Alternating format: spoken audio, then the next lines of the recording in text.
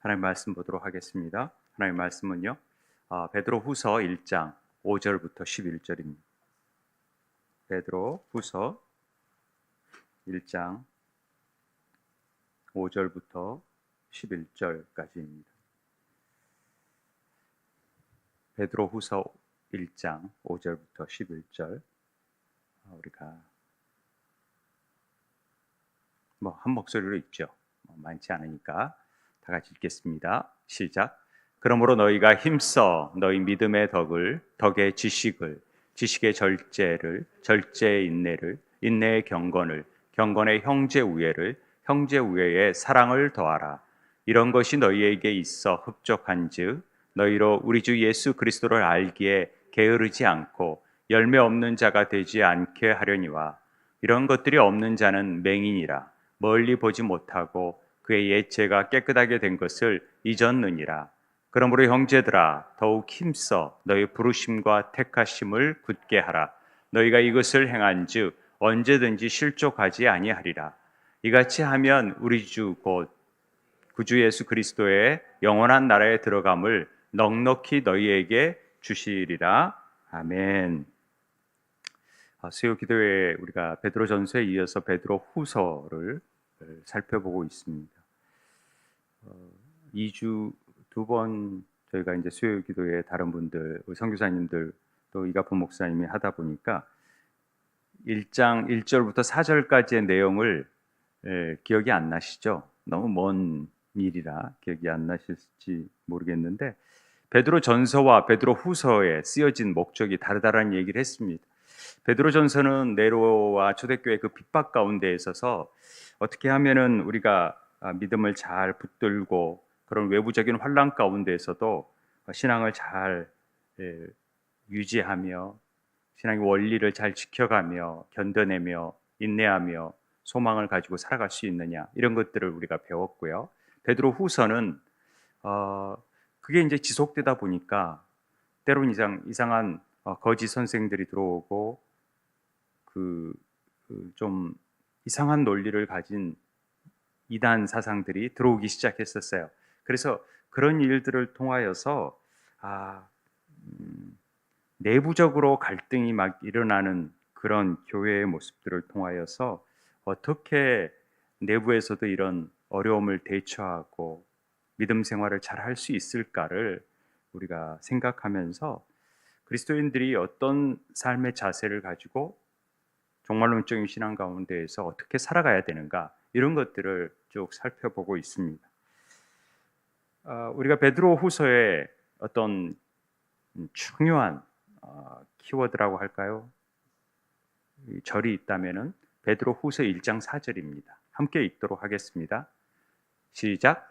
이로써 그 보배롭고 지극히 큰 약속을 우리에게 주사 이 약속으로 말미암아 너희가 정욕 때문에 세상에서 썩어질 것을 피하여 신성한 성품에 참여하는 자가 되게 하려 하셨느니라.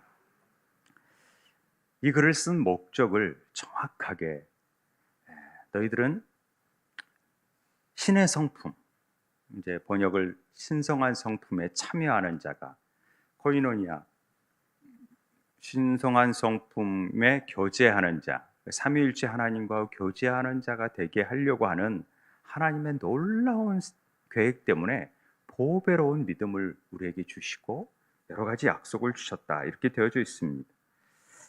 이 신성한 성품에 참여한다라는 것이 우리가 예수님, 하나님 또 성령님에 대한 지식을 우리가 제대로 알 때, 이걸 어떻게 설명을 했냐면 에피그노시스라고 얘기를 했었어요. 기억나십니까?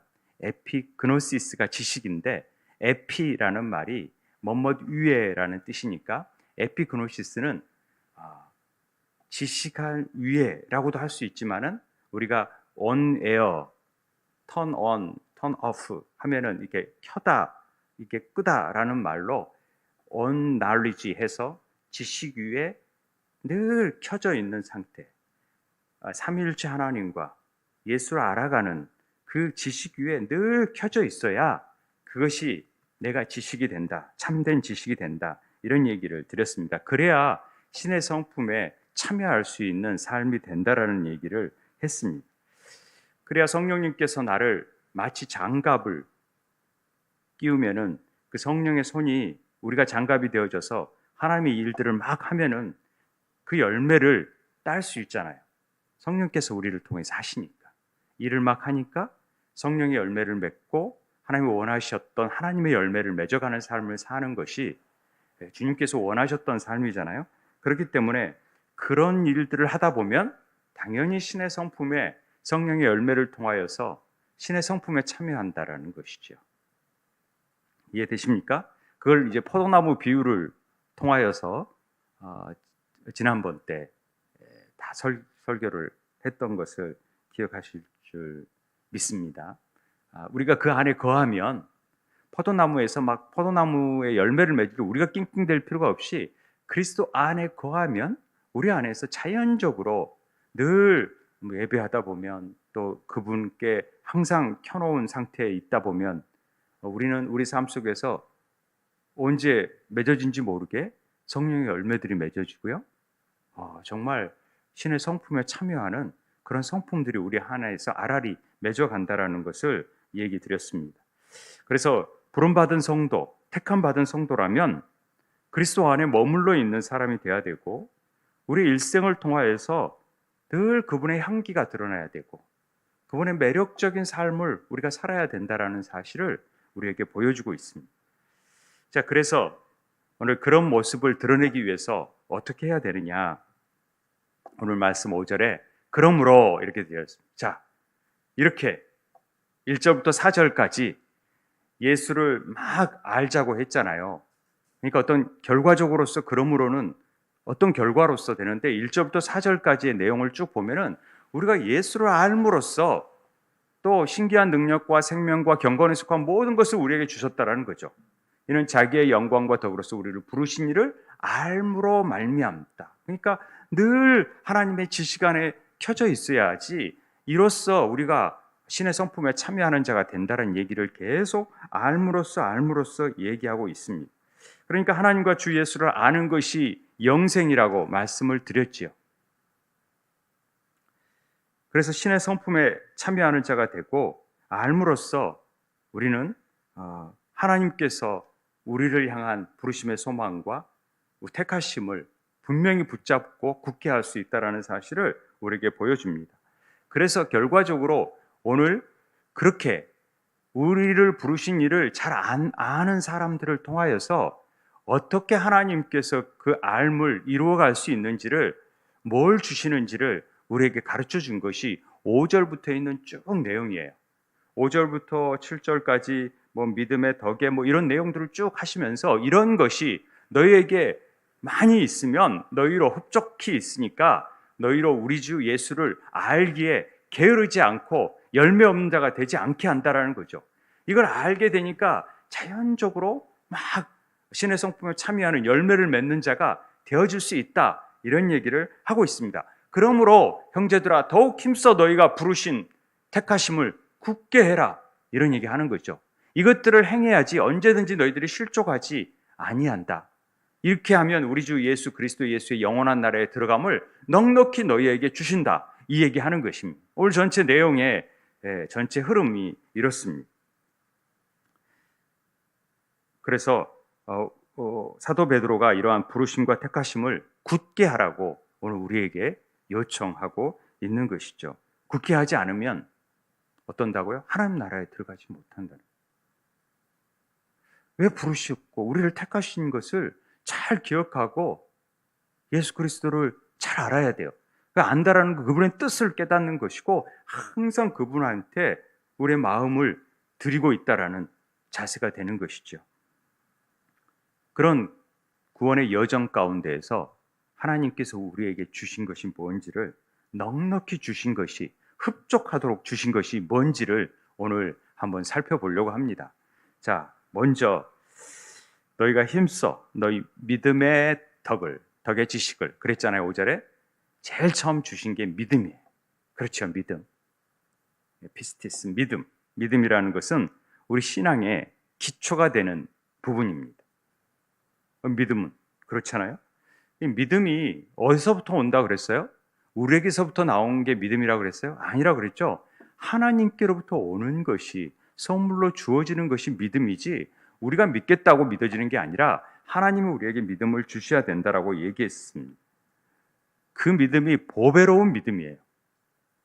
이미 우리 안에는 보배로운 믿음을 주셨어요. 그게 예수 그리스도의 믿음이라는 것이죠. 동일한 믿음이니까.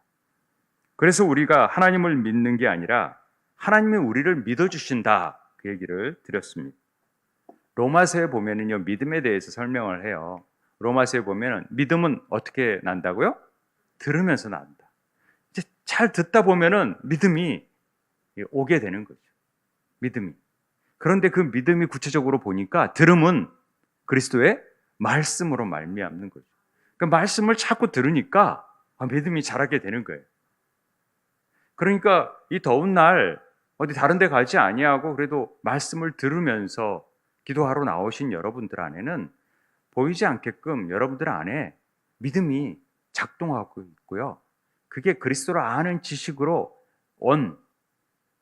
이게 켜져 있는 거예요.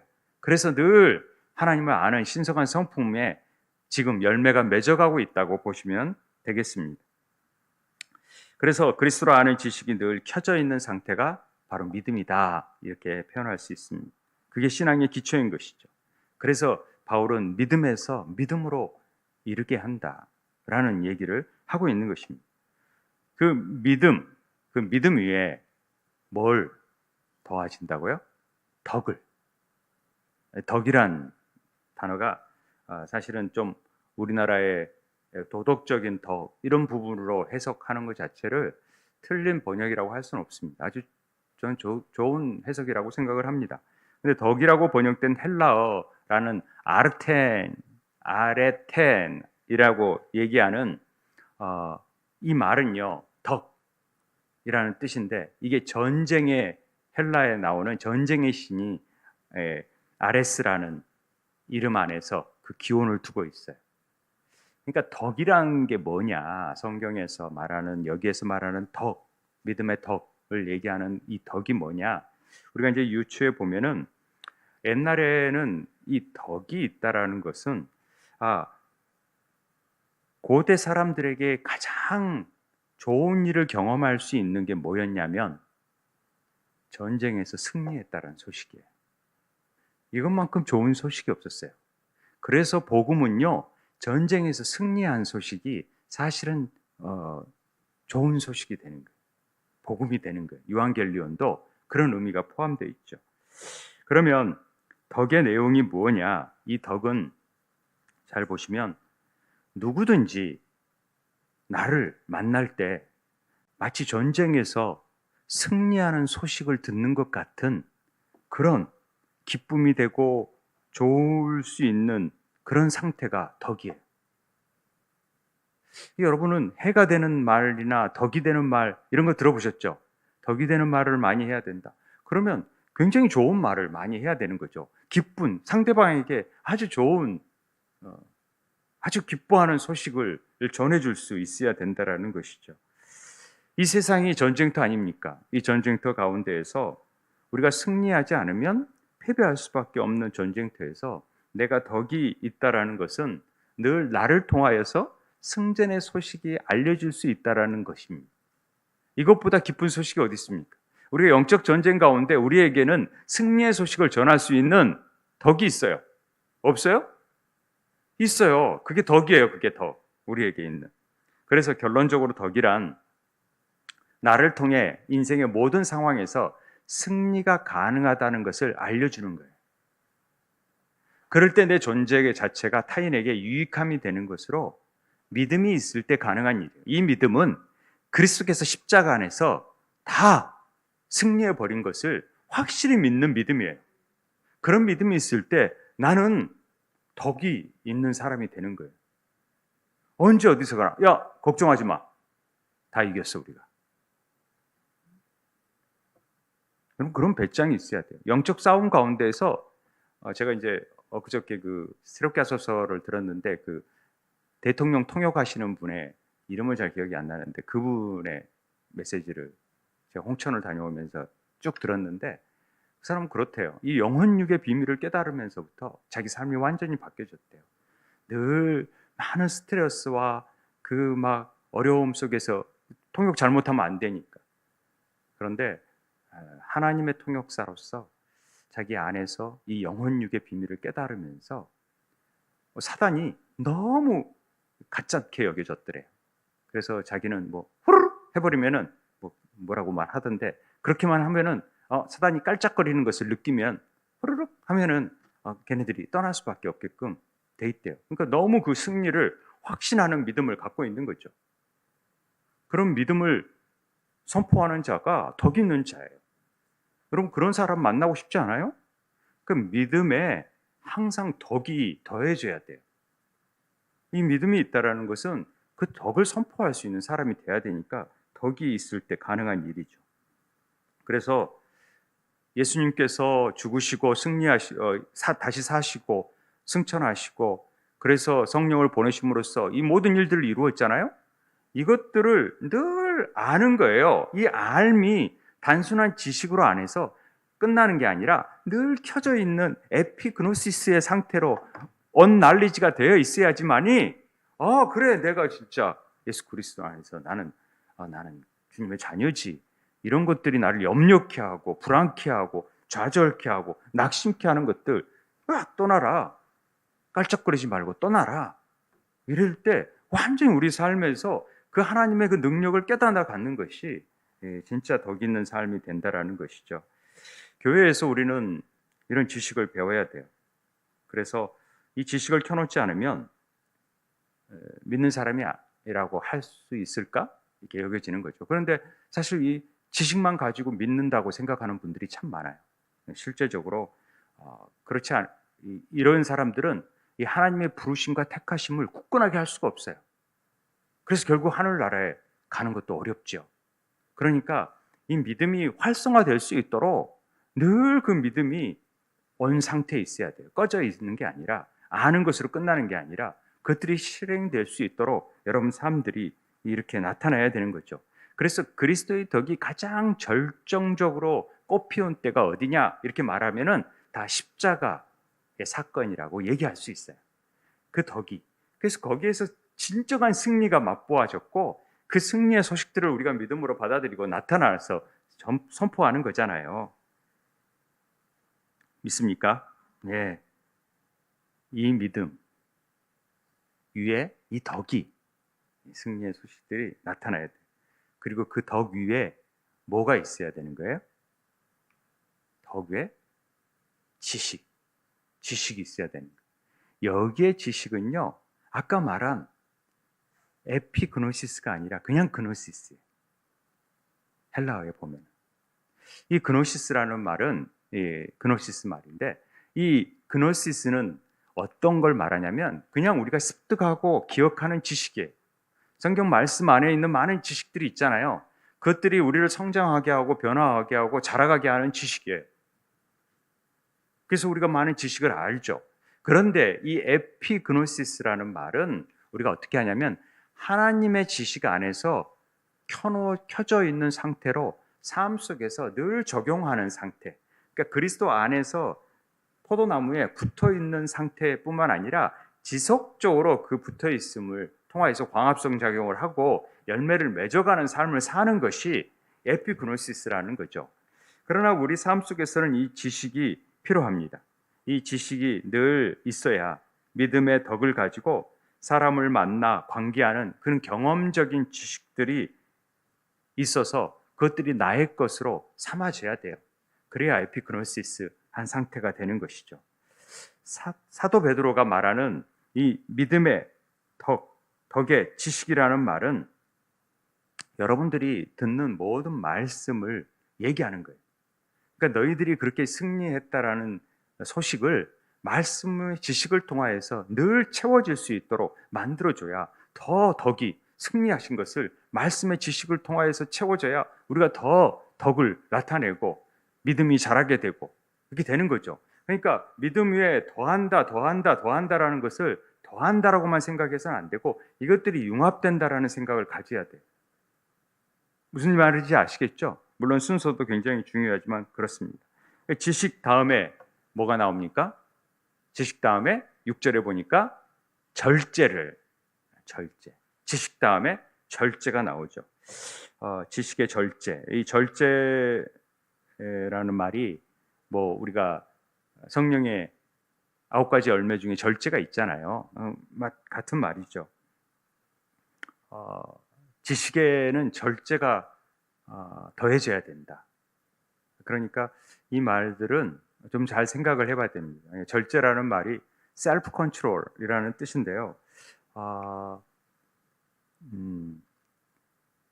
제가 오늘 신방하면서 제가 이런 비슷한 말씀을 전한 것 같아요. 설교를 다시 준비하다 보니까 그 생각이 나가지고 했는데, 우리가 파리 올림픽 하는데 많은 선수들이 이렇게 하더라고요. 최근에 제가 이제 펜싱을 봤어요. 펜싱을 봤는데 우리 여자 펜싱을 봤는데 아주 잘하더라고요. 프랑스 종주국이 펜싱의 종주국인데 그 프랑스를 이기더라고요. 그런데 그런 뭐 어떤 경기를 하든 양궁이든 뭐 뭘 하든 상대방에 대해서, 경쟁자에 대해서 조사를 합니다. 그렇죠? 탐구를 다 해요. 저 사람의 습관은 뭐고, 이렇게 찌르면 이렇게 공격해야 되고, 저 사람은 이렇게 찌르는 척 하면서 여기를 공격하는 능력이 있다. 그러면 그걸 다 연구하는 거죠. 그러면서 자기가 연구하는 방법대로 행하지 않고, 그랬을 때 어떻게 해나갈 수 있을지를 다 연구해요. 그래서 자기는 이렇게 하고 싶다, 저렇게 하고 싶다라는 것들을 절제하게 되는 거죠. 그래야 좋은 성과를 얻어낼 수 있습니다. 그것뿐만 아니라 그런 싸움에 나가는 사람들이 놀고 싶지 않겠습니까? 저는 왜 MZ세대들이 이번에 굉장히 많은 메달을 땄는데 대단하다는 생각이 들었어요. 왜냐하면 굉장히 놀고 싶잖아요.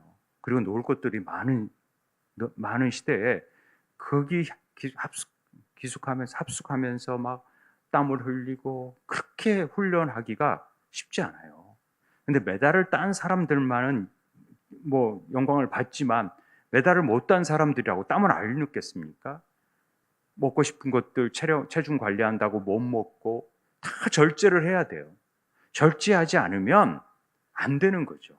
그 싸움에서 이겨내기 위해서, 상대를 누르기 위해서는 우리가 많은 부분에 절제를 해야 되듯이 신앙생활에서도 우리 안에서 절제를 해야 될 필요가 있어요. 우린들 놀러 가고 싶지 않고 우린들 뭐 안 하고 싶겠어요. 그런데 이 자리에 오신 거라든가 예배에 참여한다라든가 또 우리가 늘 기도에 한다라든가 가정 예배를 드린다든지 이런 것들은 다 절제하고 연관돼 있어요. 그러니까 하나님의 지식의 말씀을 잘 우리가 더해주려면 우리 삶 속에서도 여러 가지 죄의 속성들이 우리 안에 있잖아요. 그리고 눕고 싶고 막 연약해지고 안 하고 싶고 쉬고 싶고 좀 놀러 가고 싶고 막 이런 마음들을 절제해야 돼요. 그래야 땀의 열매를 거두죠. 정말로 이 싸움에서 승리할 수 있어요. 전쟁에서 승리한다는 것이 주님이 주신 승리지만은 이것들을 쟁취하려면은 우리도 힘있게 그 믿는 일에, 아는 일에 힘써야 된다라는 것이죠. 그래서 이런 일들 우리의 삶 속에서 절제하는 것이 필요하다. 그런데 그리스도를 아는 지식 안에서 많은 분들이 절제를 못해요. 그냥 대충 다음에 또 하면 되지. 말씀 오늘 내일 있으니까 내일 그냥 한꺼번에 다 읽어버리지. 절제를 못해요. 그건 절제하고 연관돼 있어요. 오늘 분량은 절대 내일로 미루지 않겠다라는 그런 삶에 자기 나름대로의 계획을 세웠으면 거기에 맞게끔 삶을 할 수 있도록 절제해야 돼요. 그래서 우리 안에 그 죄성들을 다 가로막을 수 있고 하나님의 지식 안에 더해질 수 있도록 우리는 절제가 필요합니다. 그래서 말씀 앞에 자기를 쳐서 복종케 한다라는 말이 고린도 전서 9장에 나오잖아요. 그렇게 하는 거예요. 그래서 우리가 하나님을 아는 지식 안에서 성경 말씀 알아갈수록 우리가 우리는 삶의 주인이 아니라 나그네의 삶이었구나. 내가 주인된 삶이 아니고 청지기적인 삶을 살아야 되는데 내가 주인된 삶을 살았구나. 이거 알면서 내가 넓은 길로 가는 게 아니라 나는 좁은 길로 가는 존재구라라는 것들을 깨달아가는 것이 절제의 삶과 연결되어 있다는 것입니다. 내 안에 죄의 속성이 있다는 것을 깨달을 수 있는 방법은 말씀밖에 없어요. 지식으로 통해서 깨달으니까 이거 절제해야 되겠구나 라고 깨닫는 것이죠. 그래서 말씀의 지식을 우리가 잘 알아가면 알수록 자연스럽게 따라오는 것이 절제라고 말들을 하는 것입니다. 사도 베드로가 말하는 절제는 우리가 단순한 생각하는 그런 우리가 지금 생각하고 있는 절제 이런 수준의 차원을 넘어서서 믿음이 있고 십자가 너머의 천국에 대한 지식을 완전히 에피그노시스 상태, 그 지식에 켜놓은 상태에 있는 것을 전제로 한다라는 거죠. 그런 사람만이 절제할 수 있어요. 켜놓지 않으면 절대 절제가 안 돼요. 말씀 앞에 늘 엎드리지 않으면 절제가 안 돼요. 그래도 절제가 잘 안 되는데 그게 꺼져 있으면 절대 절제가 안 돼요. 쉽게 넘어가져 버려요.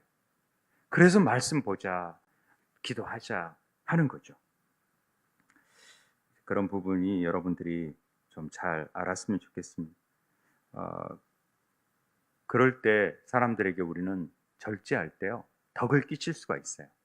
믿음을 보여줄 수가 있는 거. 그렇게 되는 거죠. 그래서 성경은 이렇게 믿음과 덕으로서 살아가는 지식이 보와 같이 쌓여있는 창고가 뭐냐?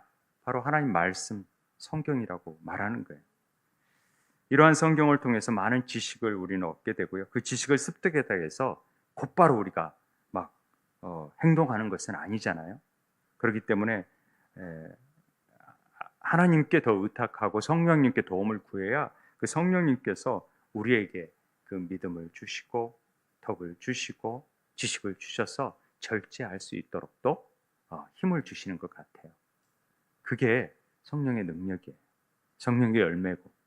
그래서 우리는 할 수 없어요. 그런데 어느 날 절제가 되는 거죠. 어느 날 거기가 가고 싶지 않는 거죠. 어느 날 그게 싫어지는 거죠. 그리고 하나님 기뻐하시는 일을 하게 되어 간다라는 것입니다. 그런 은혜가 여러분 앞에 있게 되길 바랍니다.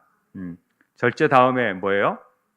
인내를 줍니다. 절제의 인내를. 인내도 굉장히 절제랑 비슷해 보여요. 절제하고 인내한다라는 말이 다 같이 성령의 열매지만은 절제는 모든 과정에 거쳐지는 덕목이에요.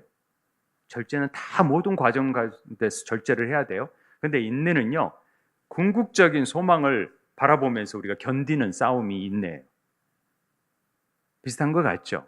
적절하게 절제가 돼야 되지만 궁극적인 소망이 우리한테 있잖아요. 그 소망 때문에 우리는 인내하는 거죠. 견디는 거죠. 그래서 로마서에 그런 말씀을 해요. 로마서 8장을 왜 안 넣어놨나? 안 넣어놨네. 로마서 8장 18절에 생각컨대 현재의 고난은 장차 나타날 영광에 비교할 수 없도다. 영광과 비교할 수 없도다. 옛날에는 좋게 비교할 수 없도다. 그런 얘기 하잖아요. 현재의 고난, 어려움은요, 우리에게 나타날 영광을 생각해 보세요. 그러니까 견디는 거예요. 바울이 그러니까 견디는 거예요. 그 영광을 바라본 자니까. 그 영광을 못 본 자들이니까 여기에서 진짜 막 그렇죠. 아니라는 거죠. 그래서 우리는 소망 안에서 어떤 것도 참을 수 있게 되는 것입니다. 소망이 분명한 자만이 이 인내를 능히 감당할 수 있게 된다라는 말입니다. 인내 다음에 뭐예요? 경건이죠. 경건. 이 경건은 지난 시간에 했었어요. 경건. 생명과 경건 이렇게 풍성하게 주신다는 말씀 주셨잖아요. 이 경건이 유세베이아는 신앙심 깊음, 하나님을 두려워함, 신에 대한 태도, 이걸 경건이라 그랬잖아요. 그러니까 하나님께 좋게 태도를 갖는다, 직역하면 그런 거예요. 경건 자체가. 그래서 늘 예배하고 하나님이 마치 앞에 계시는 것처럼 행동하고 그런 것들이 전부 다 경건한 삶이라는 것을 얘기하고 있습니다. 하나님 지금 내가 살아계신 하나님이 지금 내 앞에 계세요. 그리고 내가 말을 해요. 행동한 하나님 계시는데 함부로 막 행동하고 소리 지르고 막 그럽니까? 그렇지 않잖아요. 그런데 하나님이 계세요. 만군의 왕이신 하나님이 계세요. 그럼 우리가 두려워 떨고 한마디도 못하죠. 그런 삶이 경건이죠. 우리 어떤 삶을 살아가든지. 제가 아까 그 에피그노시스라는 상태가 켜져 있을 때 우리는 하나님께 경건한 삶을 살 수 있어요. 마찬가지죠. 제가 이제 책 가운데 경건을 열망하라라는 토마스 왓슨의 유명한 이게 고전이죠, 고전. 이런 책이 있어요. 그 책에 보면은 나는 보통 경건이란 하나님께서 인간 안에 새기고 만들어 놓으신 것으로 인간이 육적인 존재에서 영적인 존재가 되게 하는 것이라고 답한다. 이렇게 페이지 2페이지 이렇게 돼 있어요. 그런데 경건은 갑작스러운 행위가 아니라 습관이어야 한다. 그러니까 하나님 앞에 늘 태도가 어느 날 갑자기만 이루어지는 게 아니라 매일매일, 그리고 우리 안에 영적인 존재가 되도록 하나님은 우리 안에 이 경건도 주시는 거예요. 하나님 앞에서 거룩하며 살 수 있도록 우리가 하시는 거죠. 그 책 내용 중에 이런 내용이 있어요. 그들은 하나님에 대한 바른 지식을 가지고 있다. 이 경건한 자들은 하나님에 대한 바른 지식, 아까 에피그노시스를 가지고 있다라는, 그 지식은 살아있는 지식이며 삶으로 드러난다. 아까 원날리지라는 표현을 썼잖아요. 경건한 사람은 하나님을 사랑하기에 더욱 하나님에 대한 지식을 갈망한다. 더 알고 싶어하며 더 깊이 체험하고 싶어한다. 이 경건한 사람은 더 하나님을 알고 싶은 거예요. 더 예배하고 싶은 거예요. 중고등부가 막 며칠 수련회 하고 싶다. 그런 거예요. 목사님 힘든 건 생각 안 하고. 근데 더 알고 싶은 거죠. 더 하나님 더 알고 싶어요. 마치 씨앗이 싹을 트는 것으로 끝나지 않고 끊임없이 자라고 성장하는 것과 같다고. 경건한 자의 갈망의 목표는 하나님을 닮는 것이다. 하나님의 거룩하심을 담고 하나님께 드리는 예배를 소중히 하고 하나님 사람의 종이 아니라 하나님의 종으로서 살아간다. 또한 그리스도를 정귀히 여긴다. 이 토마스 왓슨의 책들에 읽어보면 경건에 대해서 쭉 써놓은 것들이 있는데 생명의 말씀사에서 나온 책인데 한번 읽어보시면 도움이 될 것입니다. 그러니까 이 경건도요, 구체적인 덕목 속에서 계속해서 나타나는 것입니다. 하나님이 주인 되는 삶, 하나님의 주권을 인정하는 삶, 그러면 저절로 나오는 것이 경건이래요. 하나님이 주인됨을 인정하면은 자기가 주인됨이 아니고 종이면 하나님 앞에 경건하게 행할 수 없죠. 불의한 종은 어쩔 수 없겠지만 자연스럽게 하나님을 경외하는 사람들이 나오는 향기, 매력, 이런 것들이 경건이래요. 요즘 같은 세상에서 이런 경건한 자를 찾기가 참 어렵다라는 얘기를 많이 합니다. 그러나 우리는 그렇게 주님께서 경건을 주신다라는 거죠. 그리스도인이라면 좀 달라야 되잖아요. 그래서 지금 어려운 시대 가운데 이 경건한 삶을 살라고 지금 얘기하는 것이죠. 그 다음에 7절에 보면은 경건의 형제 우애를, 갑자기 막 이런 성령의 열매 나오다가 형제 우애? 갑자기 형제 우애가 나와서 좀 뜬금없다라고 생각할지 모르지만은 이 형제 우애라는 말이 필라델피아, 이런 도시가 있잖아요. 필라델피아, 미국에. 이게 형제 사랑입니다. 형제를 사랑하는 걸 필라델피아 이렇게 표현합니다. 그런데 여기에서 혈육간인이나 친구들 간의 사랑을 에로스적인 아가페적인 사랑과 다른 이 필라델피아는 1세기 안팎에서 막 어려움을 당하고 있는 초대교회 성도들이 많은 고난 속에 있으면서 이 고난이 막 지속되다 보니까 마음의 여유들이 없잖아요. 오랫동안 막 고난이 되고 누가 막 감시하고 누가 잡혀갈지 모르는 상황, 죽음 앞에 있는 상황 속에서 성도들이 긴장하기 시작하고 마음의 여유가 없다 보니까 너 이렇게 말씀대로 안 사네? 그러면 쉽게 지적을 하고 판단하고 이렇게 비난의 칼을 휘둘렀다라는 거죠. 그러지 말라는 거죠. 형제 사랑이 참 중요하다. 교회 공동체는 그런 것 같아요. 옳고 그른 것이라도 아무리 그게 옳은 거라도 그것들이 어떤 분열을 일으킨다든지 그리고 그것들이 선동하게 만든다든지 또 사람을 죽이는 방향으로 나아가는 어떤 그런 일이라면 그게 비록 옳은 일이라도 그러면 그것은 진리가 아니라고 얘기를 합니다. 그것이 참 진리냐 아니냐는 그 창끝이 어디를 향해 가고 있는가를 보면은 금방 알 수 있대요. 그래서 그 가름자, 그 참과 진리가 아닌 것을 가름할 수 있는 것은 그 사람이 그 일을 통하여서 사람을 살리고 있는가, 그리고 공동체에 향기를 불어넣고 있고 화목해 하고 있는 일인가, 덕이 되는가, 이런 것들을 보라는 거죠. 한국 교회가 때론 진리라는 명목하에 굉장히 상처를 주는 일들이 저는 있었다고 봅니다. 나 진리를 수호할래. 제가 대표적인 걸로 하나만 얘기한다면 오해가 없으시기 바랍니다만은 우리 한국 교회에 KNCC, WCC 뭐 이런 단체들이 있어요. WCC 세계 기독교 복음 협의회 이런 협의회 자체가 있었는데 이걸 너무 악의적으로 보는 거죠. 동성애를 옹호한다, 공산주의를 옹호한다 이러면서 뭐 종교다원주의를 해서 뭐 다른 데도 신이 있다 이렇게 말했다라고 함으로 인해서 WCC 하면은 가서 데모해야 되고 막 WCC는 교단은 이단이라고 얘기하고 이런 유튜브에가 악의적으로 조작을 해가지고 유튜브에서 하는 경우가 있어요. 그런데 저도 합동 측에 있고 그런 측에서 자라다가 어렸을 때 WCC에 대해서 별로 부정적인 생각을 했는데 제가 WCC에 대해서 성교학을 공부하면서 그 세계 교회 협의회가 어떻게 이루어진지를 보게 되고 WCC가 우리나라가 6.25 때 그런 가난한 국가, 못 사는 나라, 남미 같은 못 사는 나라가 어려운 데를 지원해주고 도움을 주고 그리고 학교를 세우고 WCC 목적은 학교 세우고 병원 세우고 교회 세우는 것보다 그런 것들에 대해서 힘을 쓰다 보니까 우리나라에 WCC 지원이 많이 들어와서 사실은 기독교가 성장하는 발판을 이루었거든요. 그런 혜택을 받은 나라인데 우리는 WCC가 잘못됐다고 얘기하는 거예요.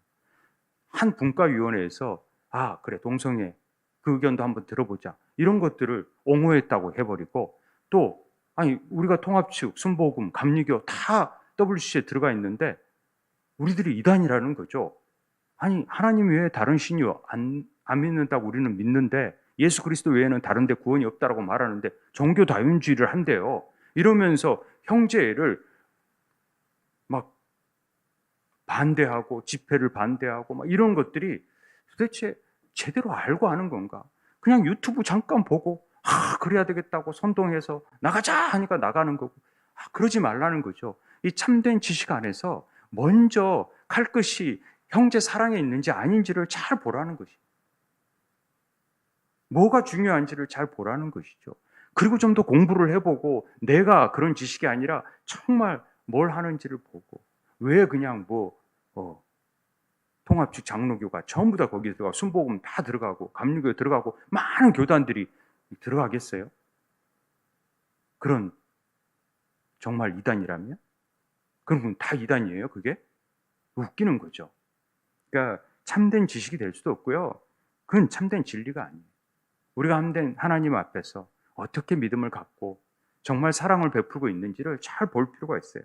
제가 그 자료를 얼마든지 줄 수 있으니까 궁금하신 분들은 제게 와도 돼요.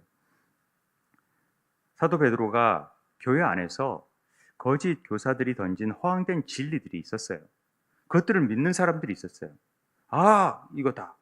그러고 믿었던 사람들을 통해서 형제들을 비난하는 거예요. 믿을 수 있죠. 잘못 알면은. 그런데 그 사람들을 미워하면 안 되는 거죠. 그러면서 형제 우애를 우애적으로 표현한 거예요.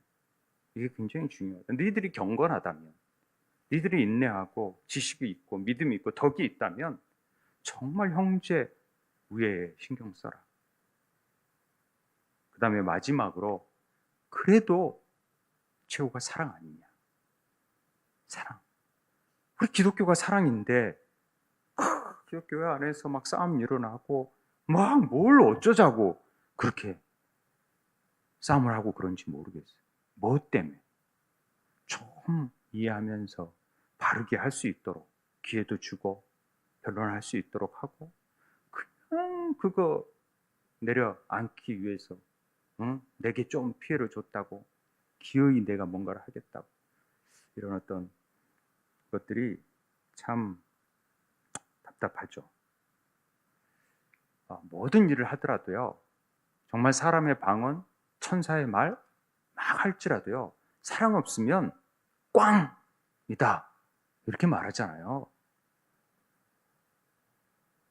정말 사랑이 있는지를 체크해 봐야 돼요. 믿음, 소망, 사랑. 이 세 가지는 항상 있지만 제일 사랑이에요. 사랑하는 사람이 돼야 된다는 거죠. 내가 정말 올바른 판단인가? 이 진리가 옳은 지식인가? 마지막에 뭘로 확인하라? 사랑으로 확인하라. 이 사랑에 매듭이 재어져 있는가? 이걸로 확신할 수 있는 이 사랑을 더하라는 거죠. 이 더하라는 말은 이거 위에 조금 보태고 이거 보태고 이런 차원의 개념이 아니에요. 이 더하라는 말은요. 에피코레게오, 주다 공급하다. 이 코레게오란 말이 합창단을 지휘하다라는 말이. 합창대를 지휘하다. 그러니까 뭔 말인지 알겠죠? 공급하는 거예요. 옛날에는 번역이 공급하라로 했는데 더하다라로 번역이 바뀌었지만은 우리가 어떤 개념을 알아야 되냐면 이런 모든 것들을 오케스트라가 지휘하듯 합창대를 지휘하듯 저 사람이 저게 좋고 저 사람이 먼저 나오고 뭐가 나온 게 아니라 그런 것도 순서적으로 필요하지만 이것들이 다 어우러질 수 있게끔 하나가 다 하나 되어질 수 있도록 만들어져야 돼요. 그렇게 해서 늘 나타낼 수 있어야 된다는 거죠. 사랑을 덧입혀주고 거기 나오고 거기 나오고 거기 나와서 아름다운 음이 되어지듯이 그렇게 하라는 얘기입니다. 그래서 연합하여 어우러져 계속적으로 그것들을 공급해주는 일이 바로 이 에피코레게오, 더하라는 뜻입니다. 그리스도의 덕의 모든 덕목들이 우리 합창이 완성될 때까지 아름다운 질서 속에서 선행을 더할 것을 촉구하고 있는 내용이 오늘 내용입니다. 따라서 기독교를 다른 말로 정의하면 더하기예요. 십자가 보면 더하기로 보이잖아요. 네, 더하기. 사랑이고 연합이에요. 더하라 이런 말이죠. 시간이 다 돼서 저 개인적으로 휴스턴에 가서 느낀 점은 제 안에 어떤 지식의 절제의 경건을 흉내내는 일이 있었어요. 제가 볼 때 많이 흉내냈구나. 그리고 인내, 경건 뭐 그러는데 저 형제 우애 앞에 나는 정말 사랑을 하고 있는가, 사랑을 더하고 있는가. 이제 이 부분에 제가 걸림돌이 됐었어요. 나는 사랑을 빼게 하고 있었구나. 내 안에 사랑을 빼고 목회를 한다고 하고 있었구나. 그래서 나는 사랑을 곱해야 되겠다. 더하기 하지 말고 곱해줘야겠다. 이런 마음을 가지게 되었어요. 그래서 조금 더 남은 10년 동안에는 더 이해하고 그래, 제일 마지막이 사랑이니까 사랑으로 봐주자. 성경을 안 읽든 어쩌든 사랑의 눈으로 바라보고 기다려주고. 그래서 제가 아무 말 안 하잖아요, 요새. 읽든 안 읽든. 그게 잘한 건지 어쩐지 모르겠어요. 시간이 없네. 8절. 이런 것들이 너희에게 흡족한 즉 너희로 우리 주 예수 그리스도를 알기에 게으르지 않고 열매 없는 자가 되지 않게 하려고 이것들을 너희에게 흡족히 줬대요. 그러니까 우리 안에 믿음, 덕, 절제 이런 거 다 있게끔 하나님이 다 이미 우리에게 주신 거예요. 우리에게 다 있어요. 이미 보배로운 믿음 안에 다 있어요. 예수 그리스도 안에 거하면 다 이것들을 얻을 수 있어요. 이런 것들이 없다고 하는 자들은 맹인이래요. 맹인. 멀리 보지도 못하고 옛 죄가 깨끗하게 된 것을 잊어버린 자예요. 그 자기가 죄사함을 받은 것들을 잊어버리고 예수님의 사랑을 잊어버리고 있는 자들이 그런 자들이라는 거죠. 그래서 그러므로 형제들아 힘써 너희 부르심과 택하심을 굳게 해라. 너희가 이것을 행한즉 언제든지 실족하지 아니하리라. 그러니까 왜 하나님 부르셨지 나를? 아 그래, 나를 십자가에서 구원하신 목적, 나를 택하신 목적은 이렇게 살라고 하는 거지. 그래, 나에게 이 영원한 유업을 물려주기 위해서 나에게 하나님의 이 부름에 청지기적인 삶을 살 수 있도록 이 세상 가운데 하나님 허락하신 거지. 이같이 하면 예수 그리스도의 영원한 나라에 들어감을 넉넉히 너희에게 주시리라. 좋아하는 찬양 중에 넉넉히 이기느니라, 넉넉히 이기는, 넉넉히 이기느니라, 넉넉히 이기는, 넉넉히 이길 수 있도록 해주신다라는 것입니다. 시간이 없어서 정리를 할게요. 이 땅에 우리 나그네로 살잖아요. 매일 영적인 힘겨운 싸움들이 있어요. 그런데 우리가 실패하고 넘어지는 것 같지만요, 주님이 우리 안에 믿음 주세요. 덕을 주세요. 지식도 주시고 절제도 주시고 다 주세요. 흡족하도록 주세요. 그래서 일어나라고. 그래서 이미 승리하셨어요. 이 좋은 소식을 막 전하라고, 아름다운 덕을 선전하라고 막 주시는 거예요. 경건을 주시고. 그러니까 그 영원한 나라 들어가게 하려고 넉넉히 베푸신 은혜를 빠짐없이 우리가 가졌으면 좋겠어요. 그래서 고달픈 인생 가운데 신의 성품에 참여할 수 있는 그 놀라운 능력이 우리에게 있다는 걸 아시고 우리 함께 찬양하면서 기도했으면 좋겠습니다.